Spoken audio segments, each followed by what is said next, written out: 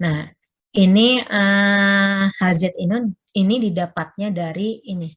Difference equation itu artinya hubungan ya, hubungan antara input dan output.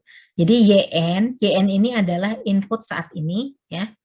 XN ini YN output saat ini yang kita amati ya. XN ini adalah input saat ini. Ini B0 itu ininya apa? Koefisiennya. Kemudian XN-1 itu adalah input sebelumnya ya. Satu langkah sebelumnya XN-1 ya. Kemudian YN-1 ini adalah output, tapi output sebelumnya ya. Jadi output saat ini dipengaruhi oleh input saat ini, input sebelumnya, dan output sebelumnya. Jadi ini filter digital secara umum ya. Nah, ini nanti kita belajar kalau kita ubah ke sini ya, ini bentuknya jadi gini. Jadi hubungan input output yang begini ini berarti ininya apa transformasi Z-nya atau fungsi sistemnya adalah ini gitu ya. Kita banyak ketemu yang itu. Nah, jadi di sini lihat, di sini akan ada ini delay yang tadi kan ada yang sebelumnya gitu ya. Itu berarti ada delay. Kemudian ada perkalian ini ya. Nih, di sini ada delay ini delaynya tuh ya.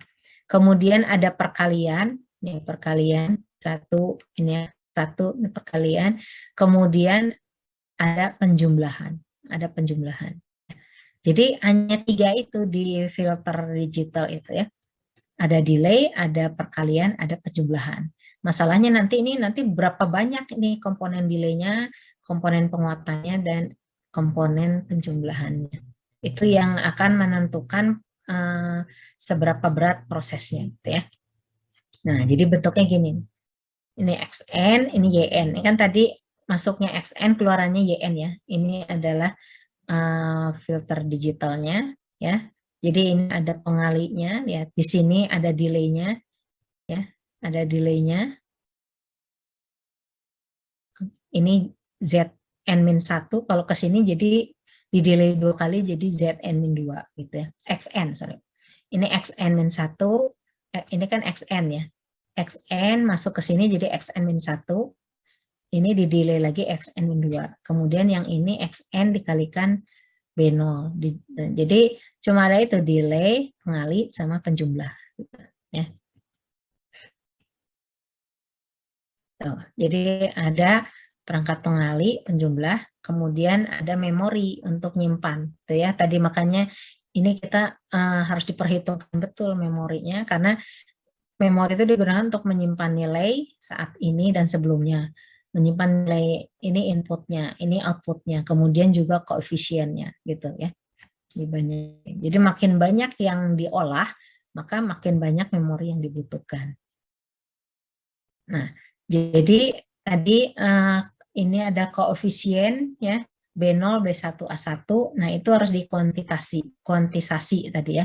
Jadi jangan sampai nilainya terlalu banyak karena mempengaruhi memori tadi.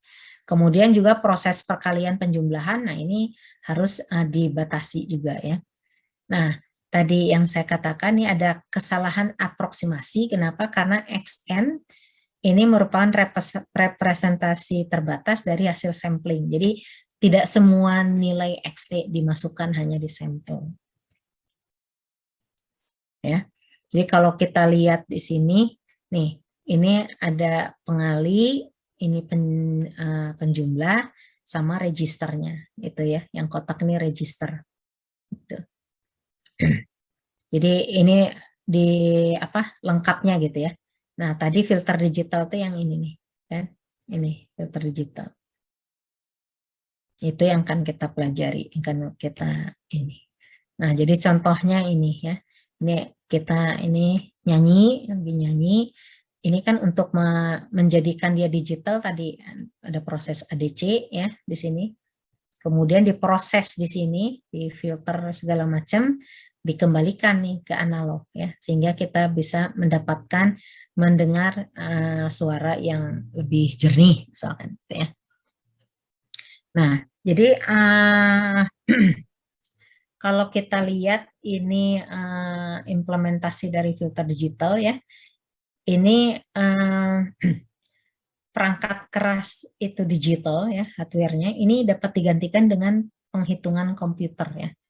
Komputer digital yang diprogram ya dengan menggunakan yang tadi difference equation dari filter digital ya. Nah, ini kalau kita lihat makanya sekarang semua beralih ke digital ya, karena dengan menggunakan pengolahan digital yang asalnya itu perangkat itu memerlukan tempat yang besar gitu ya. Seperti ini dulu handphone itu dia nggak akan bisa masuk saku ya, jadi harus dipegang gitu karena besar. Makin ke sini makin kecil. Sekarang kan ininya kemampuannya semakin tinggi, tapi fisiknya semakin tipis gitu ya, semakin ringan. Nah, itu yang dicari ya. Nah, kemudian bedanya apa sih antara kalau kita ngolah secara analog dengan secara digital ini? Jadi kalau kita mau ini, jadi yang pertama fleksibilitas ya. Fleksibilitas itu kalau kita mau membuat sesuatu yang baru ya, produk yang baru yang lebih bagus, maka kalau menggunakan pendekatan digital kita hanya tinggal reprogram ya, diprogram ulang aja gitu ya. Sehingga banyak fitur-fitur baru tinggal diprogram. Tapi kalau menggunakan pendekatan analog, maka setiap kita akan menghasilkan produk yang baru, itu kita harus berarti menghitung ulang, mendesain ulang, dan membuat ulang gitu ya. Itu fleksibilitasnya. Nah, kemudian tadi yang reliability ya. Jadi dapat diandalkan. Kalau yang analog itu dia kalau terlalu panas juga nanti akan berubah gitu ya, terlalu dingin juga akan berubah. Sedangkan kalau yang digital ya dia tidak mengalami perubahan terhadap cuaca ya. Nah, kemudian ini kalau kita lihat sekarang yang digital itu dia mudah diprediksi dan diulang. Jadi kita bisa melakukan atau produksi massal dengan ini yang sama persis gitu ya. Jadi seperti sini kalau digital ya, ini XYZ kita asalnya ABC ya. Ini di digital nih XYZ, nanti di produksinya banyak ya XYZ lagi. Tapi kalau pakai analog ya, yang ini XYZ, nah ini mungkin UV beda-beda gitu ya. Jadi dia menggunakan perhitungan komputer. Nah, ini filter digitalnya yang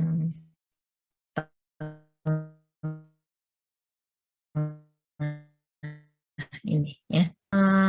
Ada dua jenis ya. Ada FIR, ini finite impulse response, ada IIR, infinite impulse response. Kalau yang tadi yang saya katakan, jadi yang ini, jadi secara umum dari saat ini itu dipengaruhi oleh input saat ini, ya, input sebelumnya dan output sebelumnya, gitu ya. Jadi ada ini. Sedangkan kalau FIR dia output saat ini hanya dipengaruhi oleh input saat ini dan input sebelumnya, tidak dipengaruhi oleh output sebelumnya, gitu ya. Itu FIR. Kalau IIR dia ada feedbacknya ke sini. Jadi input sebelumnya itu ikut mempengaruhi juga. Ya. Jadi ini tadi difference equation ini bisa kita tuliskan dalam bentuk ini ya. Kalian udah kenal bentuk seperti ini di sinyal sistem ya. Jadi ini XNK itu XN ini yang digeser-geser ya, di delay, kemudian ini bobotnya, nah ini dijumlahkan dari K 0 sampai L ya. Jadi output pada waktu ini untuk FIR ya, saat ini ditentukan oleh jumlah berbobot dari input saat ini dan input sebelumnya. Jadi ini FIR, karena di sini tidak ada komponen Y N-1-nya. Nah, ini jadi kita lihat di sini. Ini inputnya, ya, inputnya dari xn sampai xn min L tadi ya. Kemudian ini bobotnya. Ini keluarannya di sini. Ini storage semua ya. Ini prosesnya, ini ada pengali, ada penjumlah. Sekarang kita lihat, ini kita masih bahas FIR ya. Jadi untuk kondisi yang sulit tadi itu dibutuhkan L plus 1 perkalian dan penjumlahan. Ya. Nah, yang ini nih, ini ada perkalian, ini kan L ya, berarti dari 0 sampai L plus 1 kan. Ya. Ini berarti ada L plus 1 perkalian, dan di sini kan masing-masing ada hasilnya kemudian dijumlahkan, jadi ada L plus 1 penjumlahan. Ya. Nah, L plus 1 perkalian ini dapat dilakukan oleh sejumlah perangkat pengali secara paralel atau satu pengali secara berurutan dengan pembagian waktu gitu ya. Jadi kalau dia paralel berarti perlu banyak kan perangkatnya karena paralel bareng-bareng gitu ya. Lebih cepat tapi memerlukan perangkat lebih banyak. Tapi kalau yang seri dia perangkat yang dibutuhkan cuma satu, tapi apa yang dikorbankan waktu, waktunya jadi lebih panjang karena dia punya harus bergiliran gitu ya. Kemudian penjumlahan dua input itu juga dapat dilakukan baik secara seri maupun paralel. Ya. Nah, untuk operasi yang real time, ya, maka seluruh perkalian dan penjumlahan itu harus sudah selesai ya, sebelum sampel input selanjutnya datang. Ya.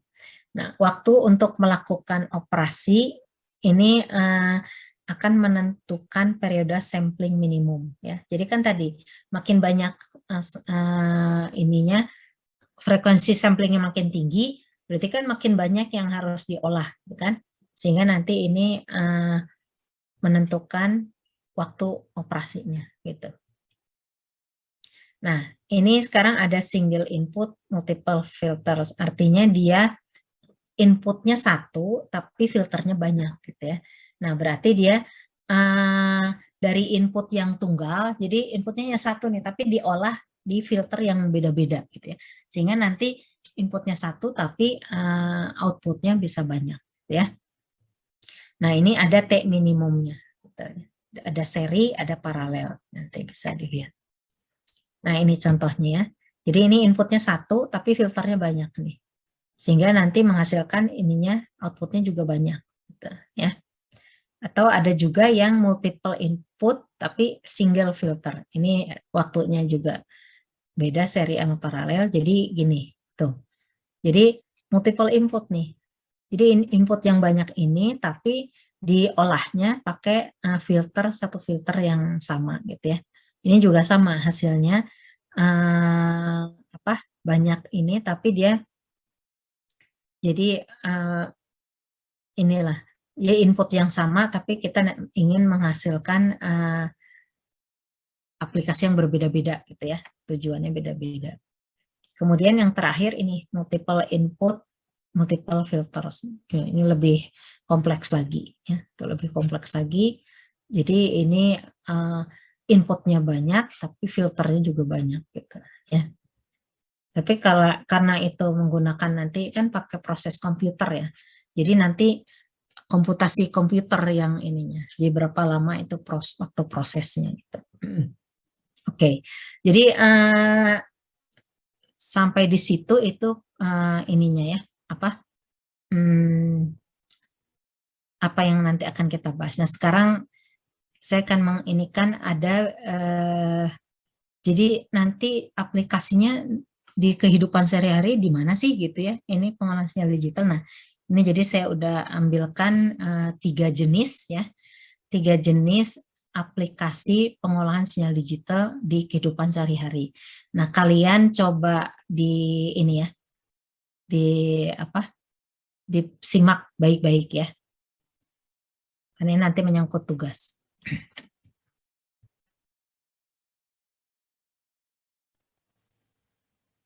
Hmm.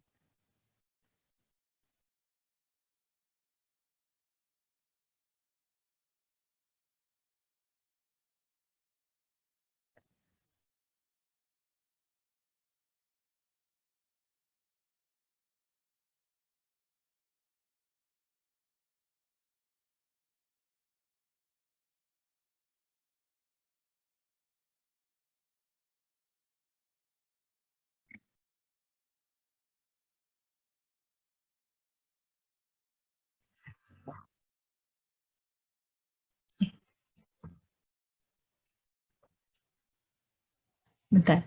Nggak ada suaranya ya? Ada nggak suaranya? Nggak ada, Bu. Nana? Nggak ada. Bentar ya. Saya balikin.